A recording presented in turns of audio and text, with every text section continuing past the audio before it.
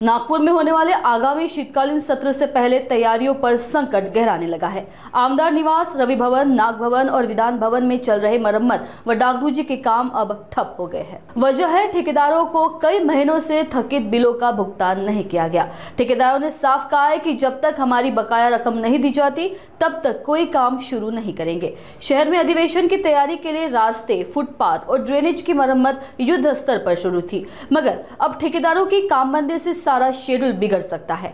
नगर प्रशासन के लिए यह बड़ी चिंता का विषय बन गया है। सूत्रों के मुताबिक ठेकेदारों के प्रतिनिधियों और विभागीय अधिकारियों के बीच तात्कालिक बैठक बुलाए जाने की चर्चा जारी है। अगर जल्द समाधान नहीं निकला तो इस बार अधिवेशन की तैयारी अधूरी रह जाने का खतरा बढ़ सकता है। सर, आपलं नाव सांगा। सुबोध सरोदे, अध्यक्ष नागपूर कॉन्ट्रॅक्टर असोसिएशन तथा विभागीय अध्यक्ष महाराष्ट्र राज्य कंत्राटदार महासंघ।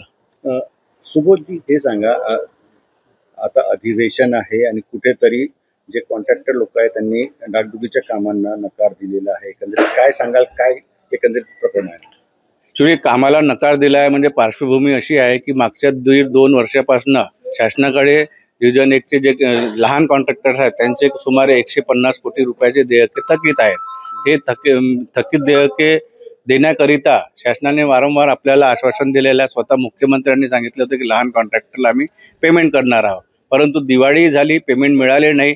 त्याच्यामुळे सर्व कॉन्ट्रॅक्टरने सर्वानुमते ठरवलं आहे की या दिवाळी अधिवेशनाचे कामं आपण घेतले जरी असतील तरी पेमेंट मिळाल्याशिवाय आपण काही काम करणार नाहीत, आणि ही भूमिका आम्ही शासनाकडे वारंवार निवेदनाद्वारे दिलेली आहे।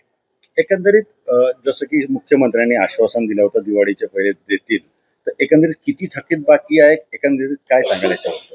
थकीत म्हणजे जे किरकोळ दुरुस्तीचे काम आहे, महाराष्ट्र शासनावर तर खूप मोठा कॉन्ट्रॅक्टर्स देणे आहे, 90,000 कोटीचा आहे, परंतु नागपूरचा जर विचार केला आणि हिवाळी अधिवेशनाच्या कामाच्या संबंधित विचार केला तर ते 150 कोटीच्या घरात मागची देयके देणी आहे।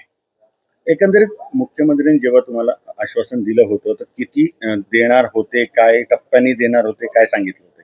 मुख्यमंत्र्यांनी असा काही आकडा दिला नाही आहे, परंतु सार्वजनिक बांधकाम विभागातर्फे जी काही हे डिमांड जाते आहे त्या डिमांडनुसार पैसे मिळायला पाहिजे होते, परंतु अद्याप ते पैसे मिळाले नाही। मागच्या वेळेस जे डागडुगीचे कामं केले होते अधिवेशनच्या काळामध्ये त्याचे पैसे मिळाले आहे का एकंदरीत आपल्याला? मागच्या अधिवेशनाचे एकही रुपया कुणाला मिळालेला नाही आहे। त्याच्यामुळेच ही स्टेप सर्वानुमते सर्वसंमतीने कॉन्ट्रॅक्टरने घेतलेली आहे की काम पैसे मिळेपर्यंत आपण काम बंद करणार आहोत।